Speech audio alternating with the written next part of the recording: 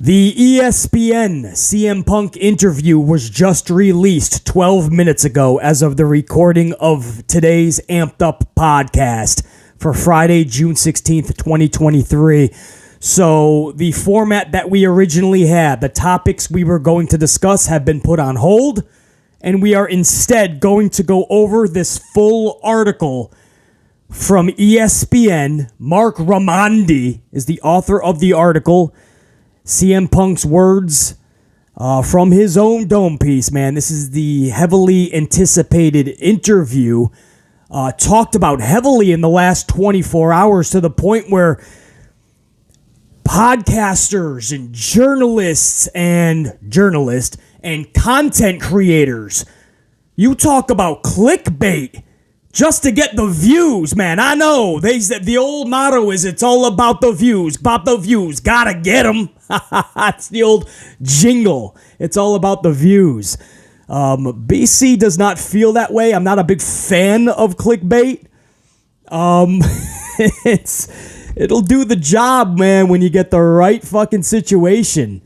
Like CM Punk potentially saying more damaging words about AEW. But wow, the amount of clickbait that BC saw in the community from some people that I really didn't think they'd stoop that low. But damn, did they. And I mean across the board. I'm not even saying a name or two. I'm saying across the board, people were taking this a little bit overboard.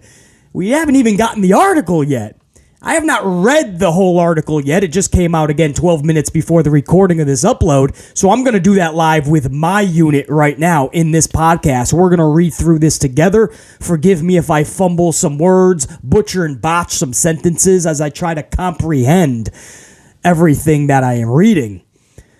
But I've grazed through it before I went live, before that red light went on.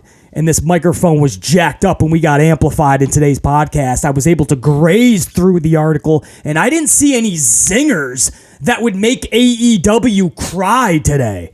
I didn't see any words that were said that would make the Elite or a Hangman Page or any individual within the Elite, Kenny Omega, Matt or Nick Jackson. I didn't see anything in this article up front that is any different than what we already knew, or any new information that AEW or the Elite or anybody involved would think would be any more damaging. I didn't see anything grazing through it. Seemed like a legit interview from a dude that's been out for a long time with a lot of drama within those months. And we get a little bit of tidbits here of what he was going through, what his mindset was. And I'm the last person in the community to defend somebody like Phil Brooks. If you follow the channel, you know we don't exactly see eye to eye. I don't think we're going to be sharing a coffee anytime soon. But I cover everything fairly. Just because Phil Brooks, the man, is probably not somebody I'd want to share a beverage with,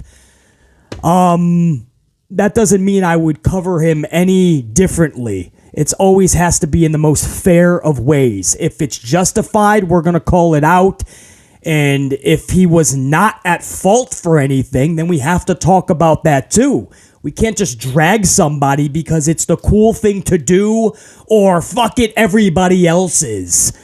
I didn't see anything in this interview grazing through it that deserved the headlines and the clickbait that was put out within the last 24 hours for views. I hope everybody got their rocks off. If you're a journalist and a reporter and you wrote down all the articles about how big and damaging this interview is going to be, I hope you got all the clicks of people reading your articles. I hope it was all worth it. If you're a podcaster and you talked about how damaging this is for 30 minutes, I hope you reap what you sow now. If you're a content creator, maybe you made a video about how damaging this could be from Punk. All right. What happens is the boy that cried wolf. All that clickbait will eventually get you in the long run. People won't trust your articles anymore. They won't trust your podcasts. They won't trust your uploads. Now, BC sat back This is one of those situations where I've been covering it fairly from day one. In fact, just yesterday, I put up 2 podcasts. The first one was a heartfelt, honest discussion on the whole Punk situation going into Collision tomorrow. The most honest discussion you're going to get in this community. Check it out if you haven't already. BC heard all about the rumblings of the ESPN interview. I wasn't buying into that shit, and I wasn't clicking on any clickbait, I assure you. Now, we're going to talk about the real article. It's been put out. Is it justified to paint him as the villain in this interview? Or was he wrongfully dragged through the mud? It's time to grab your beverage, down that shit, re-amplify, come on back, and let's do this!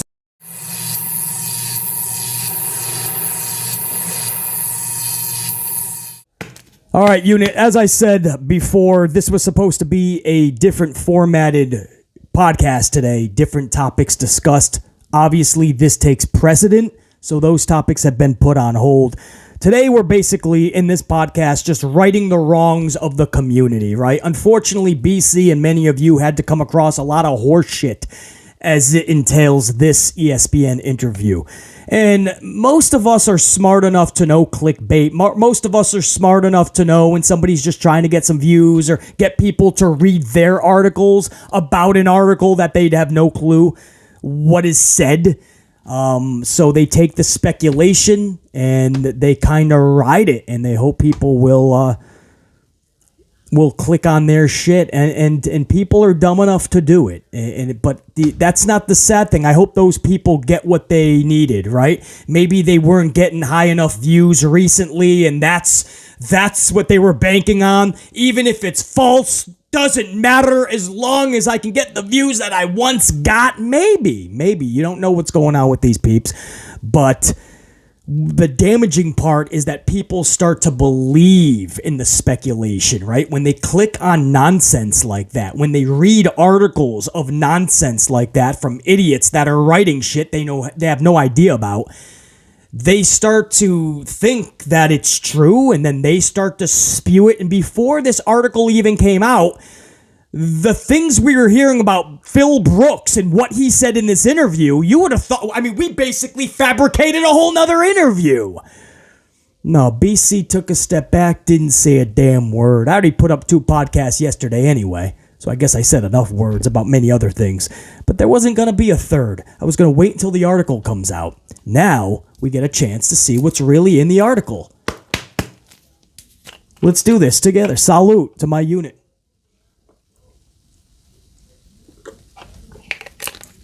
I'm not going to read the whole article. That's unfair to the author of the article, Mark Raimondi from ESPN, a staff writer who put this article out. But I'm going to read a lot of it so we can get some context. I'll set up kind of a paragraph before all of the quotes from Punk. So, the author sets us... I know, it's a thunderstorm, babe.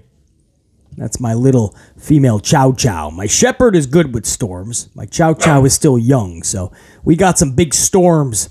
It's thundering. My chow's kind of looking in, like, into the office studio, like, should I go out there and fuck shit up?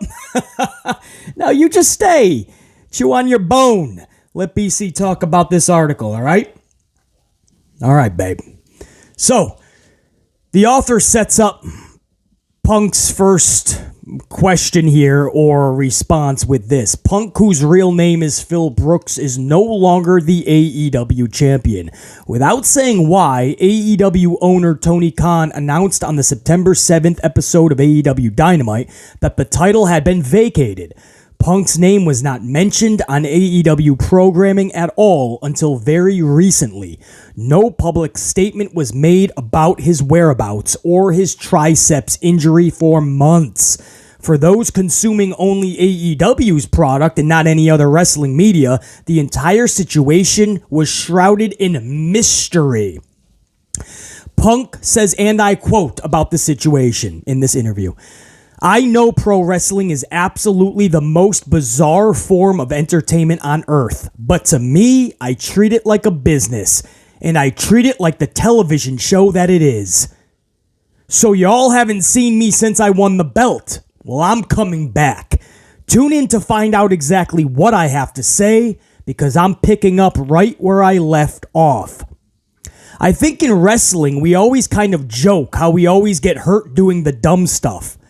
Fall off a 15-foot ladder through a table and you're fine, running 6 miles the next day. And you're in the gym and all of that. Then it's just always the dumb little things, like some routine thing that I've done 1,000 times in my career, and it injures you. And just the mental aspect of this recovery, it has not been easy. Luckily, I've got a really good support system. My wife, April. My dog, Larry. And I've got great friends and a super great rehab team that was able to get me back this quickly, even though it feels like it was 12 years ago. Now, the author puts in, on May 25th, 2022, Punk and Page, Hangman Page, were booked for a promo segment in the ring on Dynamite. Page was the AEW champion then, and Punk his challenger. At the next pay-per-view event, Double or Nothing.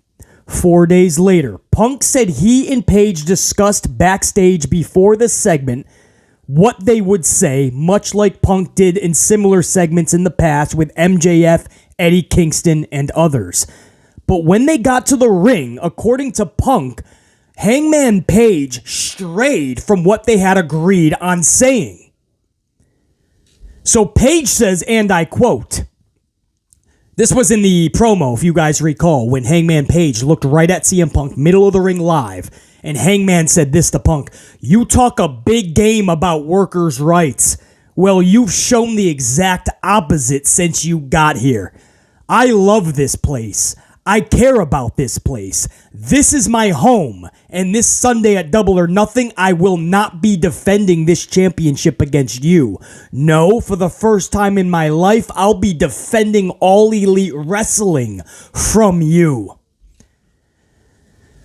The author chimes in and says it was a bit confusing to most fans, especially the first part, since Punk's character was a babyface, a good guy, as was Page's.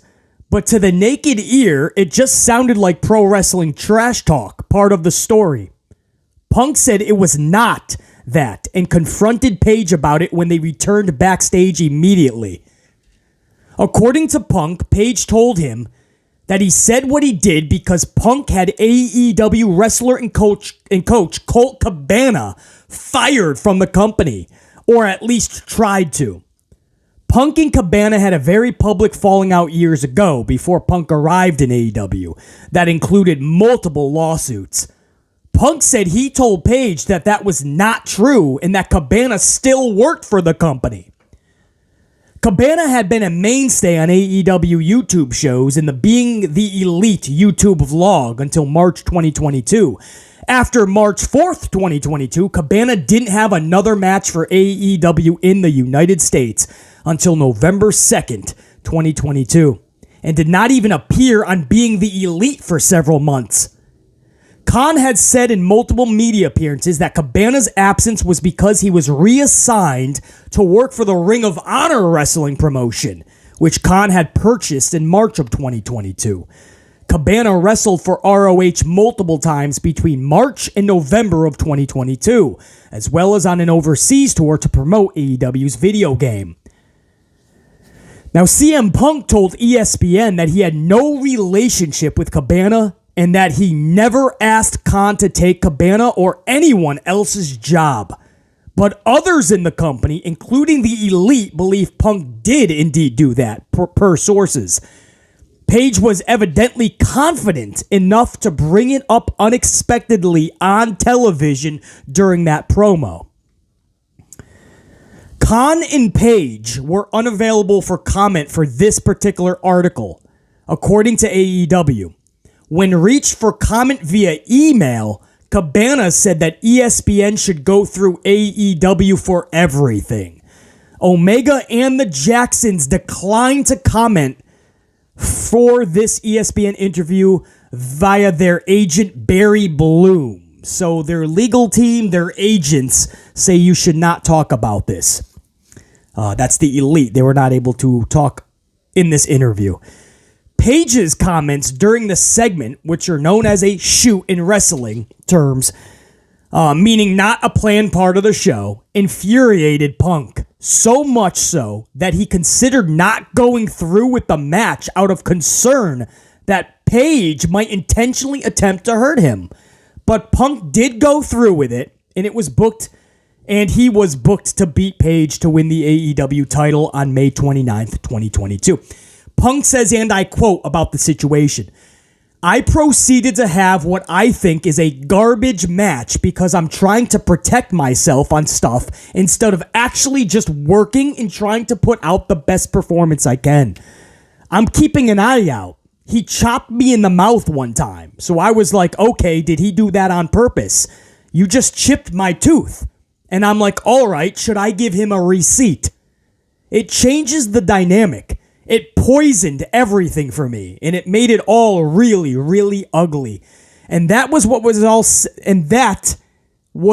set all of this off. And here we are over a year later, and ain't shit been done about it. Things then escalated after Punk beat Moxley in the All Out main event September 4th.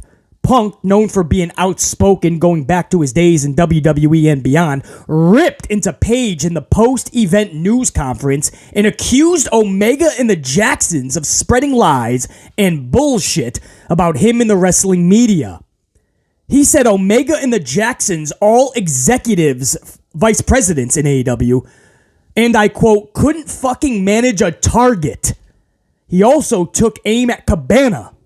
Khan was next to him on stage the entire time. Videos of the fiery news conference have been watched more than 1 million times on the YouTube platform. Punk said he had regrets about what transpired in that media scrum and has since apologized to Khan for it. He said his and Khan's relationship is now, and I quote, great. Punk says about the situation, and I quote, "The first thing I said to Tony when I sat down with him and spoke to him afterwards was, man, I'm really sorry I put you in that position. I apologize for the scrum.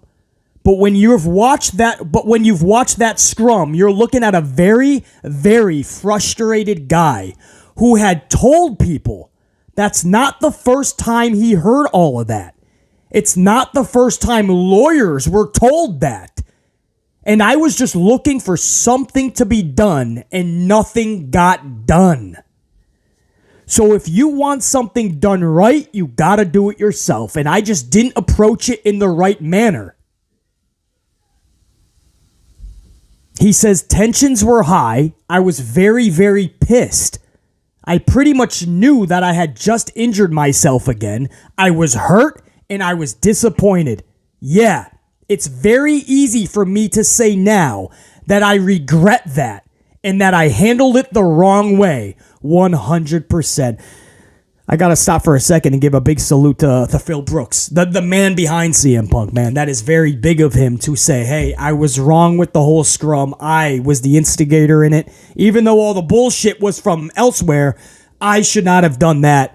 In front of my boss, challenge an entire locker room, go into business for myself, call out what was deemed to be a sloppy shop afterwards. He put it on his shoulders there. That is the Phil Brooks that we're all waiting to see, right? We like the asshole, but also know right from wrong, so you're not repeating the same mistakes that are going to hurt your company in the long run. Salute to Brooks for that, man. I'll read that again. Yeah, it's very easy for me to say now that I regret it and I handled it the wrong way, 100%. Now, moving on. Punk said that he doesn't like saying no comment ever since. That's what Tony Khan's been saying. That's what he's been saying. The Elite have been saying no comment when asked about the situation. But he says we're trying to just move past what happened that night specifically. Punk says, and I quote, "I don't think what happened was a big deal. This has happened in the last 10 months in hockey, basketball, baseball, and just about every sport. And it's covered and it's gone the next day. I think because I have injured my tricep and I've been out for so long, I think it has just been exacerbated. I can speak. I think it's been blown out of proportion by people spreading lies about the whole thing, when in reality, my attitude is, well, shit happens. Omega said on the Sessions podcast that what happened was a super big shame, and a lot of people aren't going to ever know exactly how it went down, or why, or how it could have been prevented. He said, thankfully, no one was seriously injured and hopes other parties are doing well. So by Omega saying that, by the way, nobody will ever know. That means that those NDAs, whatever they're called, and everyone has to be silenced, and the no comment is literally because they can't comment. I think that's how many lawyers were involved. That's how serious this was. For Punk to say earlier that he was trying to tell Tony Khan that people are chirping in the locker room and he had to get his lawyers to step in and hope that Tony Khan did something, but Tony Khan wouldn't do anything. So then it escalated to this. So this shows you how many lawyers and how bad this was even before the scrum. So that was Omega basically saying that. Now back to CM Punk. He says, and I quote, the important part... Oh, no. This was still Omega in the Sessions podcast with Renee a few months ago. The important part is that I don't think anyone is happy that it happened or is proud that it happened or anything like that. I think across the board, everyone thinks it was a terrible situation that was just unnecessary. Back over to Punk. Punk says, and I quote, this is CM Punk, now we all got to roll in the fucking mud, and that never should have happened, and has never been course corrected. So I understand people want to say that, oh man, Punk is a dick. Well, yeah, because I'm defending myself, and I will always defend myself. I'm open to have a full-blown fucking sit-down powwow discussion with everybody about it. But it hasn't happened yet, and it's not because of my lack of trying. The author chimes in and says, and I quote, at least for now, Punk will be featured on Collision, AEW's new show, while Omega and the Jacksons and Page and others will be solely on AEW Dynamite, not joining Collision.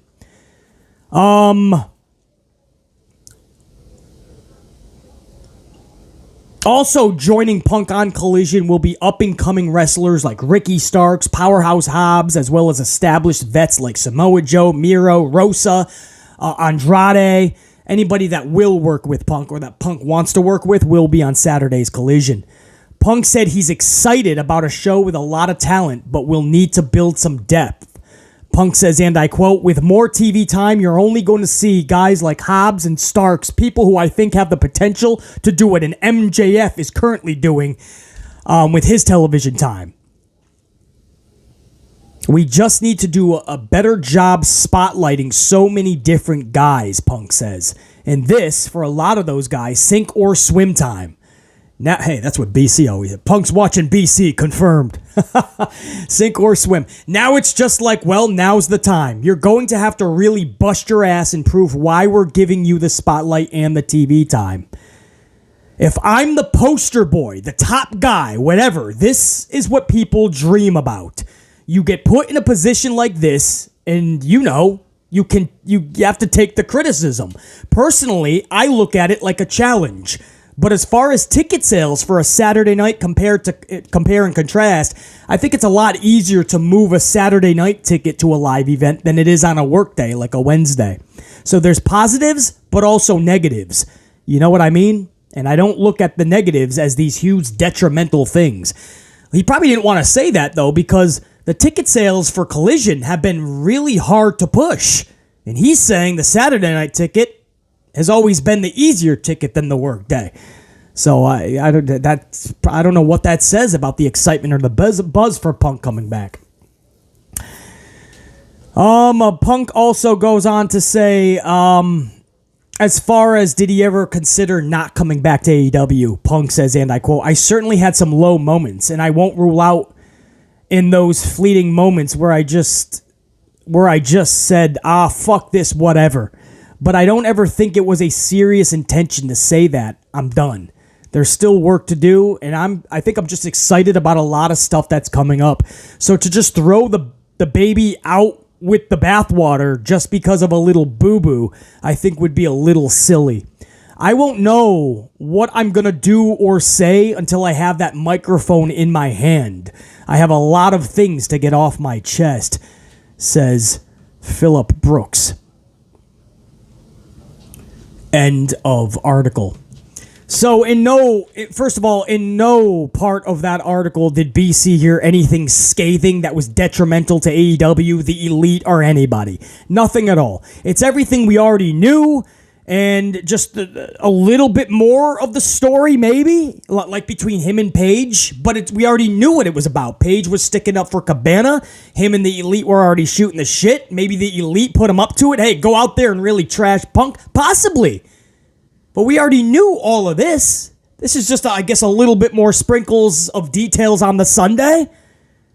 But some of the things that we were reading yesterday, man, I don't understand it. You saw things like CM Punk is crushing AEW with the latest interview. AEW is worried. AEW talent stressed over latest CM Punk interview. CM Punk buries AEW. Or things like, I'm like, what are you guys talking about? What are you talking? Let the article come out, man, before you just speculate an entire article.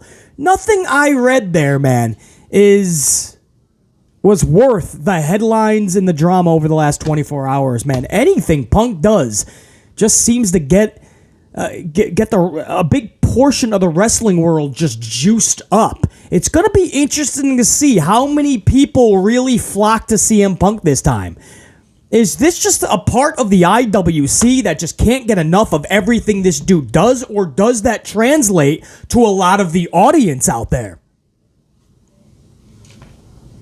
We'll find out when the ratings come out, I assure you of that.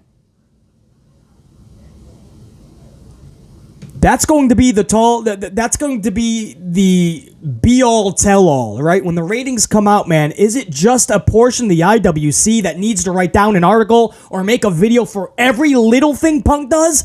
Or is this literally a dude that just gets a reaction if he fucking shits in the morning or eats a bowl of cereal before he goes to bed? Everything he does, the wrestling world is captivated by it. Or is it just that small portion of the IWC? We're going to find out Saturday night. It sounds like a lot of people are just done with it, are done with Punk, and they're like, you know what? I don't even care. I'm not even tuning in to Collision. Or I'll watch the first one, see what he's got to say, see how he wrestles, and I'll probably just won't watch afterwards. Real quick, guys, that's what I got for you, man. I just, all of the fucking chirping yesterday, and I hope everybody got their views on their articles. I hope everybody got their clicks for their podcast in audio form. I hope for content creators, they got their clicks and their views. I hope they got what they were searching for, because the truth is, this article was not damaging to anybody in AEW. So everybody just needs to relax sometimes, man. Take a chill. Let the facts come out, and then make your video sometimes, man. I understand sometimes we have to discuss things, but I mean, let's not mislead the fans or your audience, because when you mislead your audience, they start spewing the same nonsense, and they don't even read your whole article, brah. They just see the headline of the article, or they don't even listen to your whole podcast. They just see the title of it, or they don't watch your whole video. They just see a headline or a thumbnail, and then they just run with it.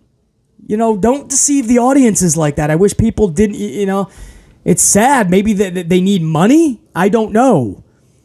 So, clickbaiting is a form where maybe they're trying to make a fast buck. I don't know, but man, there has to be some semblance of continuity with the actual facts pertained in the topic being discussed.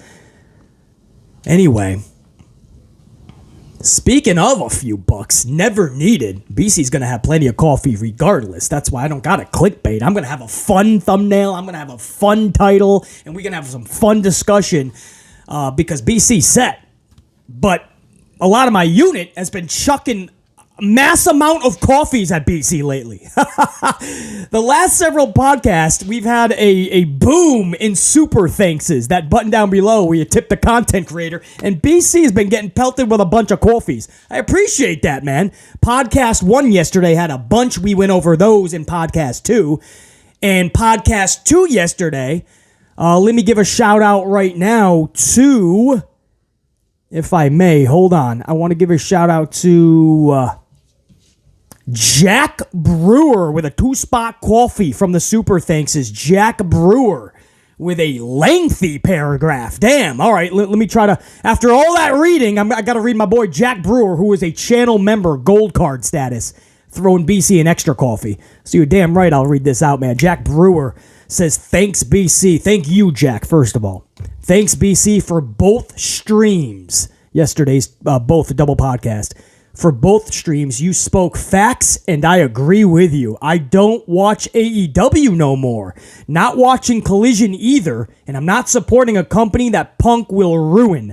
I don't even watch the clips on YouTube or watch the pay-per-view. I don't even watch ROH because it's not the same without the best tag team, the Briscoes, in the modern era. I don't even care to watch Raw on Monday. SmackDown is starting to get as bad as Raw. All I care about is the Bloodline storyline. I do feel Roman Reigns is larger than life. I hate to sound like a broken record. Not a huge Cody Rhodes fan, but Cody Rhodes should have won at Mania. My friends are starting to agree with me on this because WWE has been unwatchable since. I agree with JR9 Gaming. NXT needs to go back to their roots. The main roster talent on NXT is not helping. They have great talent on NXT. They don't need the main roster talent. Check your leader. Salute gold and red team till the next stream. To the best that keep it real and honest. I know this was long. Had a lot to say. A bunch of bicep emojis. Keep it amplified, Jack Brewer. Love the comment, man. Thank you for the coffee. I appreciate you.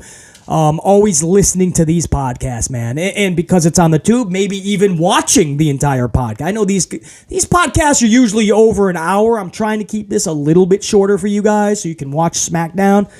And I know we got Collision to review. I don't know if I'm going to do a full review on Collision, but we'll talk about that. So it's a big weekend on the channel. So I'm trying to keep this a little shorter than an hour, maybe a half an hour-ish. But I appreciate you, Jack Brewer, man, big time. Also, a shout out to, I think what I did was I think there was another super thanks on the first podcast. Yes, there was. It was Michael Anthony with a 3-spot super thanks coffee to the channel. Michael Anthony says, the hardest working podcaster in the IWC. On behalf of the Amplified unit, just wanted to say thank you. Michael Anthony, I appreciate those words. Thank you, dude, for the coffee. Never needed, always appreciated. Love to see you up in here, commenting, always listening to the podcast, man. That means so much. What's totally free is smashing the up. That doesn't cost a damn thing, and that's what I ask for the most. The fact that you throw a coffee to BC is just the cherry on top, man. Hardest working podcaster in the IWC. On behalf of the Amplified unit, just wanted to say thank you. Do you remember the old school vid where you smashed a whole box of ice blocks on the video? Like a birthday vid. Nearly fell off my chair with laughter. Here's another 3-spot coffee. Appreciate the coffee. I don't remember that, but I've made a lot of, we've created a lot of uploads. A lot of shorter, just straight for YouTube uploads, and a lot of very long podcast style uploads. So I forgot all the antics that I've done, or a lot of them. We've had a wild 5+ years on this channel, and we've done a lot of wacky, ludicrous shit that I would not take back in a heartbeat. I loved every single part of it. That sounds like something BC would do. Michael Anthony, salute, brah. Appreciate you. And if I may, hold on. Let me just make sure that was the only one. That first podcast had a lot of super thinkers, man. So I got to make sure that there wasn't even more. Because I I did a lot of those super thanks and during podcast 2, I gave all the thank yous right back to the super thankers from podcast 1, if that makes sense. But then more came on because I put up the second podcast. Well, people were still watching the first one and commenting and sending BC a coffee. So Brad Boyer, I think I got you in the first one, man, with that 2-spot super thanks. Coffee. Thanks, BC. Keep up the amazing work. Let's get those ups amplified. I think I did get that in the second podcast yesterday. But if not, Brad Boyer, appreciate you. All right, guys, that's my thank yous. That's my due diligence, my appreciation right back to my unit. I think I'm going to leave it there because if I start talking about all the subjects that I already had planned, we might reach over an hour, and I don't want to keep today's podcast that long because we do have a big weekend coming up. But that's what I got for you guys, man. That's the interview. No matter what you hear in the community, no matter how they try to string it along or construe it or spin their own narrative on it, there was nothing really said here that would make CM Punk any more of a villain than you may already look at him as such. And trust me, I have no reason to defend Phil Brooks, but I don't think he should be dragged through the mud anymore leading into Collision. This interview seemed to be legit, just giving his thoughts on shit. Maybe there was a sprinkle here and there of more information that we didn't know, but it was not dragging anybody else in AEW. The Amplified Man, until next time, and there will be a next time. BC, top guy, I'm out. Check you. Salud! Salud!